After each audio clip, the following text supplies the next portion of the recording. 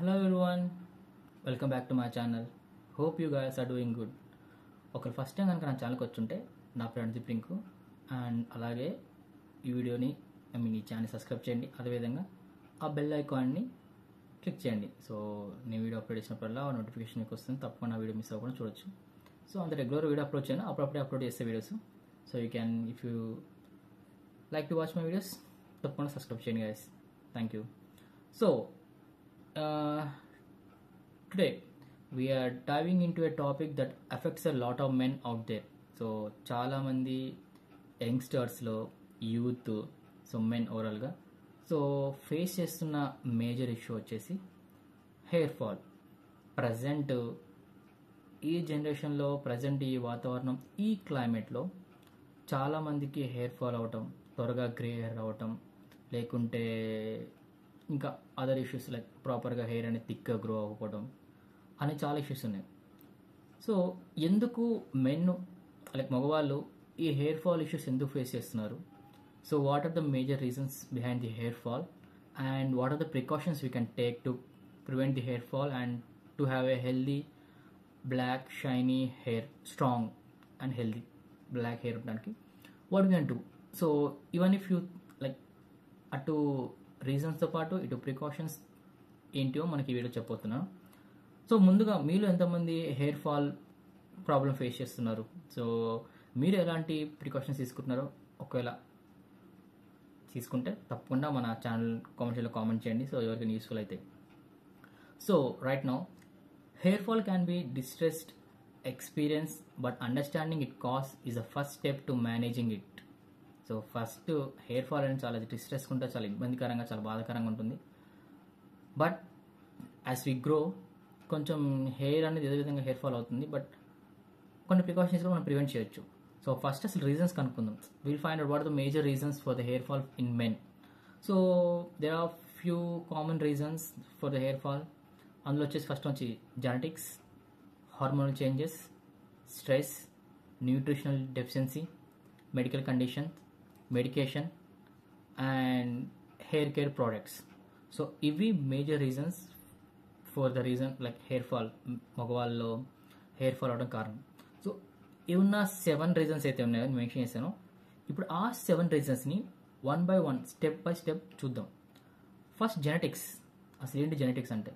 So male pattern baldness, so బడతల. So మగవాళ్ళ బడతల మామూలుగా కామన్గా వస్తుంది. అది ఎందుకు వస్తుందంటే జెనెటిక్స్గా కామన్గా మన పేరెంట్స్ సైడ్, ఫ్యామిలీ సైడ్ ఎవరికన్నా మన పేరెంట్స్ లైక్ మన ఫాదర్ కానీ మన గ్రాండ్ ఫాదర్ కానీ మన రిలేటివ్స్లో ఉండటం వల్ల అది వారసత్వంగా లైక్ ఏమంటారు హెరిడిటీ అంటారు కదా. సో ఆ విధంగా రావచ్చు అని చెప్పి కొన్ని స్టడీస్ మాత్రం చెప్తున్నాయి. కొందరికి, అందరికి కాదు, కొందరిలో ఇది ఫాలో అవుతున్నావు లైక్ కొందరికి వస్తాయి జెనెటిక్స్ రీజన్గా, బట్ కొందరికి ఒకరి ఫాదర్కి ఉన్న పిల్లలకి మాత్రం రాదు. అది ఎందుకంటే లైక్ ఫుడ్ హ్యాబిట్స్ కానీ క్లైమేట్ లైక్ ఎన్విరాన్మెంట్ ఉండడం వల్ల అది జెనెటిక్స్ అనేది ఫస్ట్ ఒక రీజన్. సెకండ్ రీజన్ వచ్చేసి హార్మోనల్ చేంజెస్. సో హార్మోనల్ ఇంబ్యాలెన్స్లో so especially involving hydro testosterone. So మెన్లో టెస్టోస్టిరాన్ లెవెల్స్ అనేవి మంచిగా ఉంటేనే లైక్ హెయిర్ గ్రోత్ అని బాగుంటుంది. సో లైక్ ఈ హైడ్రో టెస్టోస్టిరాన్ ఉండటం వల్ల scalp like hair follicles shrink అవుతాయి. సో చిన్నగా అంత స్ట్రాంగ్గా గ్రో అవ్వకుండా హెయిర్ ఫాలికల్స్ మన హెయిర్లో ఆ హార్మోనల్ ఇంబ్యాలెన్స్ వల్ల హెయిర్ ఫాల్ అనేది కూడా ఒక రీజన్ లైక్ హార్మోనల్ ఇంబ్యాలెన్స్ వల్ల. ఇది second reason. So when come to third reason stress. So ఫిజికల్గా ఎమోషనల్గా స్ట్రెస్ అవటం వల్ల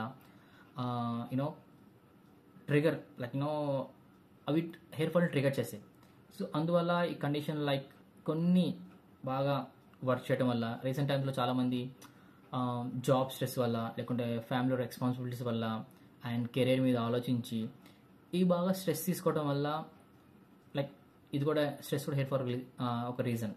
అండ్ చాలామంది నైట్ షిఫ్ట్ జాబ్ చేస్తున్నారు. సో ఆ విధంగా సరిగా స్లీప్ లేకపోవడం వల్ల ఒక స్ట్రెస్ అనేది వచ్చి ప్రీమెచ్యూర్ హెయిర్ గ్రే హెయిర్ రావటం కానీ హెయిర్ వైట్ అవ్వడం, ఈ విధంగా స్ట్రెస్లో ఉండటం వల్ల ఒక reason for hair fall in men. So only మెన్నే కాదు, లైక్ ఉమెన్ కూడా, స్త్రీలకు కూడా స్ట్రెస్ అనేది చాలా కామన్. ఎవరికన్నా అది హెయిర్ ఫాల్ లీడ్ అవుతుంది. అంటే స్ట్రెస్ వల్ల చాలా హెల్త్ ఇష్యూస్ ఉన్నాయి. హెయిర్ ఫాల్ కూడా one of the side effect because of stress. And fourth point వచ్చేసి nutritional deficiency. So lack of essential nutrition such as iron, potassium, like protein, vitamins and proteins. So ఇవన్నీ సరిగా లేకపోవడం వల్ల hair అనేది weaken అయ్యి which lead to hair fall. So మనం సరిగ్గా తీసుకున్న ఫుడ్లో రిక్వైర్మెంట్ ఆఫ్ వైటమిన్స్ కానీ ఐరన్ కానీ కావాల్సిన అంటారు పౌష్టిక విలువలు కలిగిన ఆహారం కనుక మనం తీసుకోకపోతే సో హెయిర్ అనేది సరిగ్గా గ్రో అవ్వకుండా హెయిర్ ఫాల్ అవుతుంది. చాలామంది చాలా రకాల లైక్ ఆయిల్ అప్లై చేసుకోండి, ఈ హెల్దీ సీరం అప్లై చేయండి, సో ఈ విధంగా ఈ స్ప్రే, ఈ కెమికల్ యూజ్ చేయండి. సో ఆ విధంగా మనం స్కాల్ప్ కొంచెం స్ట్రాంగ్ ఇమ్యూనిటీ ఇవ్వటం వల్ల హెయిర్ ఫాల్ అవ్వదని చెప్తూ ఉంటారు. బట్ నా పాయింట్ ఆఫ్ వ్యూలో మనం పైనుంచి ఎక్స్టర్నల్గా న్యూట్రిషన్ కానీ ఏమైనా ప్రొవైడ్ చేయడం కన్నా ఇంటర్నల్గా లైక్ మన బాడీ లోపల నుంచి మనం మన బాడీని నరిష్ చేసి న్యూట్రిషన్స్ వాల్యూ ఇవ్వటం వల్ల సో ఆ విధంగా బాడీ లోపల నుంచి మనం లైక్ ఒక స్ట్రాంగ్ హెయిర్ లైన్ అనేది బేస్ అనేది బిల్డ్ చేయొచ్చు స్కాల్ప్లో. ఆ విధంగా మనం ఒక హెల్దీ హెయిర్ మనం గ్రో చేసుకుని ఒక స్ట్రాంగ్ హెయిర్ మనం బిల్డ్ చేయొచ్చు నా పాయింట్ ఆఫ్ వ్యూలో అనుకుంటున్నా. బయట నుంచి ఎన్ని కెమికల్స్ వాడినా ఈ టెంపరీ సొల్యూషన్ ఇస్తాయి. బట్ ఇంటర్నల్గా లోపల నుంచి వచ్చే లైక్ ఏది సప్లిమెంట్ ఉంటుందో ఆ సప్లిమెంట్ అనేది పర్మనెంట్ సప్లిమెంటరీగా ఉండిపోతుంది. పర్మనెంట్గా మనకి ఒక మంచి లైక్ ఏమంటారు మన జెనెటిక్స్ కానీ మన హార్మోన్స్ కానీ బ్యాలెన్స్ చేసి ఆ విధంగా మన హెయిర్ని నారిష్ చేస్తుంది. సో ఇన్సైడ్ నుంచి లోపల నుంచి నారిష్ చేయడం అనేది చాలా ఇంపార్టెంట్ నా పాయింట్ ఆఫ్ వ్యూలో. సో ఫిఫ్త్ వన్ వచ్చి medical conditions like certain medication conditions like thyroid disorders, scalp infections and auto immune disease can cause hair fall. So కొన్ని థైరాయిడ్ డిసీజ్ ఉండడం వల్ల లేకుంటే స్కాల్ప్లో కొంచెం ఇన్ఫెక్షన్ రావడం వల్ల పెయిన్ కానీ లేకుంటే ఎక్కువ స్క్రాచ్ చేయడం వల్ల సో నెయిల్స్ వల్ల అలా కొంచెం ఇన్ఫెక్షన్ అవడం లేకుంటే ఆటో ఇమ్యూన్ డిసీజ్. సో మన ఇమ్యూన్ సిస్టమ్ స్ట్రాంగ్గా లేకపోవడం వల్ల కూడా one of the reason for hair fall. And sixth reason వచ్చేసి medications. So some medications including those for cancer, arthritis, depression and heart problems can also have hair fall as a side effect. So కొన్ని మనకున్న health ఇష్యూస్కి మనం తీసుకున్న medications ఉంటాయో so ఏ medications తీసుకుంటున్నాం ఆ medications వల్ల కూడా కొన్ని సైడ్ ఎఫెక్ట్స్ ఉంటాయి. సో ఆ సైడ్ ఎఫెక్ట్స్ వల్ల కూడా హెయిర్ ఫాల్ అని ఉండొచ్చు. సో హెయిర్ ఫాల్ పక్క పెట్టి మన హెల్త్ ఇంపార్టెంట్, మన లైఫ్ ఇంపార్టెంట్ కాబట్టి సో ఆ మెడిసిన్స్ వాడుతూనే కొన్ని ప్రికాషన్స్ తీసుకోవడం వల్ల మనం అలా మెడికేషన్స్ వాడుతూ ఇటు హెల్త్ ట్రీట్మెంట్ హెయిర్ ట్రీట్మెంట్ తీసుకుంటే హెయిర్ ఫాల్ కొంచెం కంట్రోల్ చేయొచ్చు అని నా పాయింట్ గురించి చెప్తున్నాను. అండ్ సెవెంత్ పాయింట్ వచ్చేసి hair care practice like over use of harsh hair products కానీ excessive heat styling and tight hair styles can damage hair and lead to hair fall. So recent టైమ్స్లో మనం బాగా chemicals నిండున్న shampoo use చేయటం, వాటిని రెగ్యులర్గా వీక్లో 3 times లేకుంటే daily షాంపూతో hair wash చేయడం కానీ అదేవిధంగా కొంచెం హెయిర్ స్టైల్ కోసం హాట్ హెయిర్ని బ్లో చేయడం, హెయిర్ డ్రై అవడం కానీ సో ఆ విధంగా కొన్ని యూజ్ చేయడం వల్ల కూడా హెయిర్ ఫాల్ అనేది మనం హెయిర్ అని చాలా సెన్సిటివ్ కాబట్టి థిన్గా ఉంటుంది కాబట్టి ఇలాంటి యూజ్ చేయడం వల్ల కొన్నిసారి హీట్కి డ్యామేజ్ అయ్యి హెయిర్ ఫాల్ కూడా రీజన్ అని one of the reason for the hair fall అని చెప్పొచ్చు. సో ఓవరాల్గా this are 7 reasons for hair fall. So ఈ 7 reasonsలో మీరు ఏ రీజన్ మేజర్గా మీరు ఏ రీజన్ వల్ల మీకు హెయిర్ ఫాల్ అయిందని మీరు అనుకుంటున్నారు? ఒకవేళ అవును this the major reason for hair fall అనుకుంటే తప్పకుండా కామెంట్ చేయండి. So guys, present reason is done. Now that we know the causes, let's talk about some precautions so we can take to minimize hair fall and promote healthy hair growth.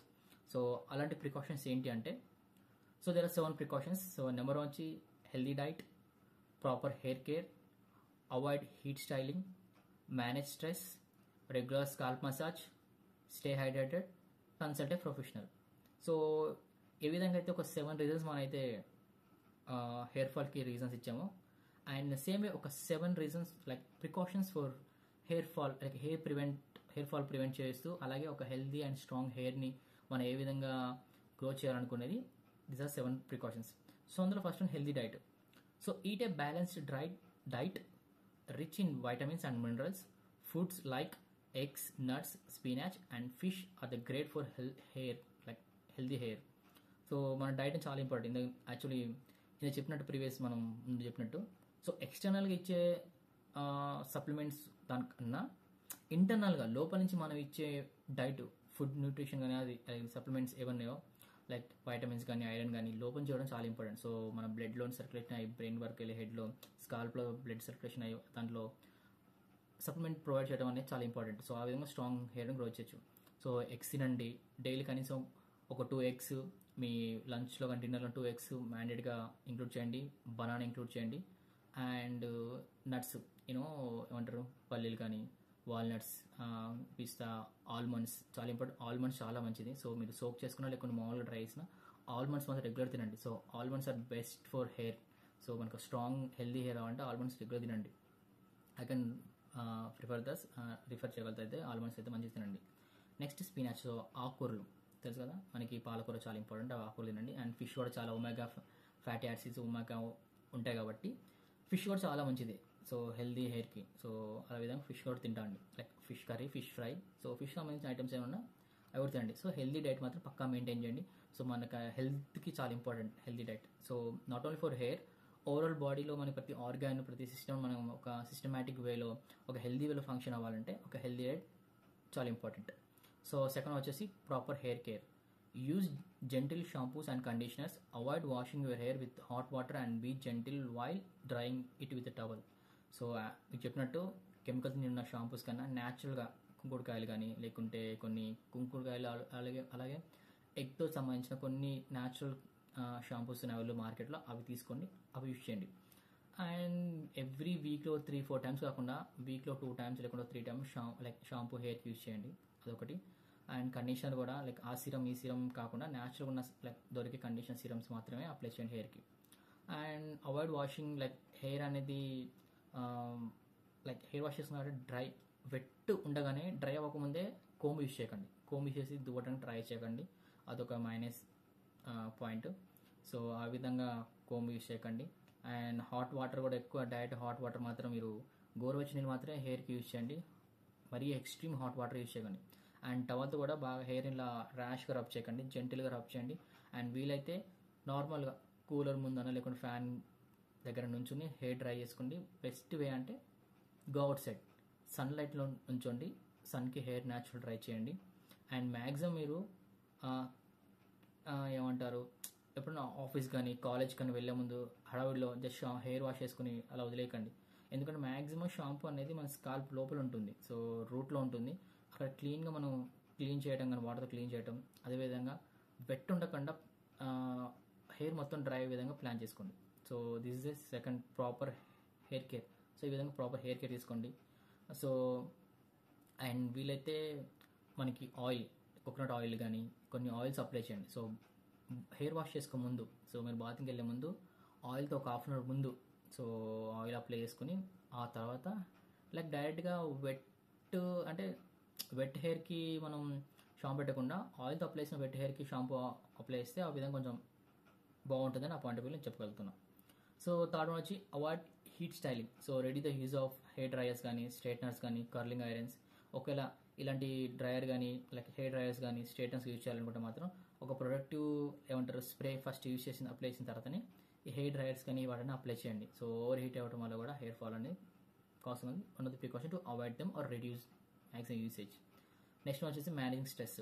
So so మన స్ట్రెస్ని relieve చేయడానికి కొంచెం technique ఉంటాయి కదా, మామూలుగా ఎక్కువ stress level వల్ల hair fall అవుతుంది కాబట్టి మెడికేషన్ కానీ మెడిటేషన్. సో మెడిటేట్ చేయండి అండ్ ఎక్సర్సైజ్ చేసేయండి. సో వర్కౌట్ చేయడం కానీ ఎక్సర్సైజ్, రన్నింగ్ కానీ వాకింగ్, జాగింగ్ కానీ చేయడం. సో స్ట్రెస్ ఎప్పుడు అనిపించినప్పుడల్లా మీకు కొంచెం చాక్లెట్ కానీ బనానా తినే విధంగా ఆ విధంగా మీ బాడీని కొంచెం స్ట్రెస్ గురి కాకుండా ఇలాంటి వర్కౌట్స్ కొన్ని మెయింటైన్ చేయండి. అండ్ ఫిఫ్త్ పాయింట్ వచ్చి regular scalp massage. So scalp ఉంటుంది కదా, సో మసాజ్ చేయండి. సో ఐసీయూలో సో నేను మంత్లీ ఒక 3 టైమ్స్ పక్క బార్బర్ షాప్కి వెళ్ళి మసాజ్ చేసుకుంటే హెయిర్ ఆయిల్ మసాజ్ చేపిస్తాం. ఎందుకంటే అలా చేయడం వల్ల స్కాల్ప్ అరౌండ్ మనకైతే హెడ్ అరౌండ్ బ్లడ్ సర్క్యులేషన్ అనేది చాలా ఫ్రీగా ఉంటుంది.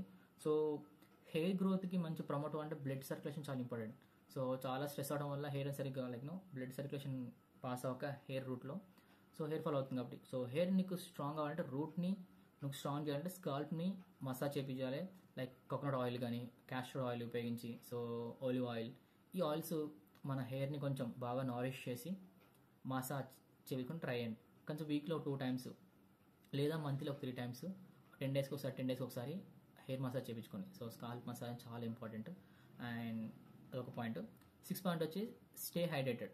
సో ప్లెంటీ ఆఫ్ వాటర్ తాగుతుండండి. సో మనకి స్కాల్ప్ డ్రై అవ్వకుండా కొంచెం హైడ్రేట్ ఉండే విధంగా so water, so regular interval టైమ్స్లో వాటర్ తాగుతూ మీరు ఉంటే మాత్రం we can give a good nourish to hair, so nourishment to the hair. So hair అనేది కొంచెం డ్రై అవ్వకుండా, హెయిర్ ఫాల్ అవ్వకుండా వీ కెన్ లైక్ ప్రివెంట్ చేయొచ్చు. So one of the precaution like drinking plenty of water. And last one వచ్చేసి consult a professional. If you notice excessive hair fall, it's better to consult a dermatologist or a trichologist. So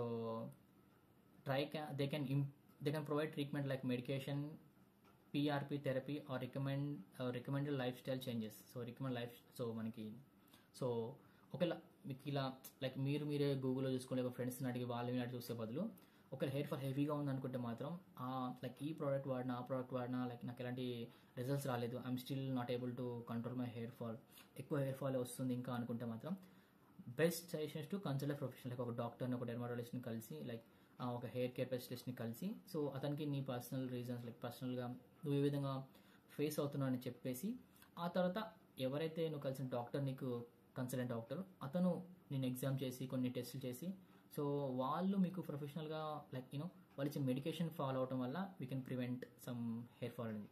so నార్మల్గా వాళ్ళు ఏదో యాడ్లో promote చేసిన hair serum కానీ hair oil కానీ ఆ products ఈ ప్రోడక్ట్స్ చూసి మనం సెల్ఫ్గా డిసైడ్ అయ్యి వాడటం కన్నా best ways to contact like డాక్టర్ని కన్సల్ట్ అయ్యి అతనికి పర్సనల్గా మీట్ అయ్యి చెప్పుకొని అతని ద్వారా తీసుకున్న మెడికేషన్ అనేది చాలా ఇంపార్టెంట్.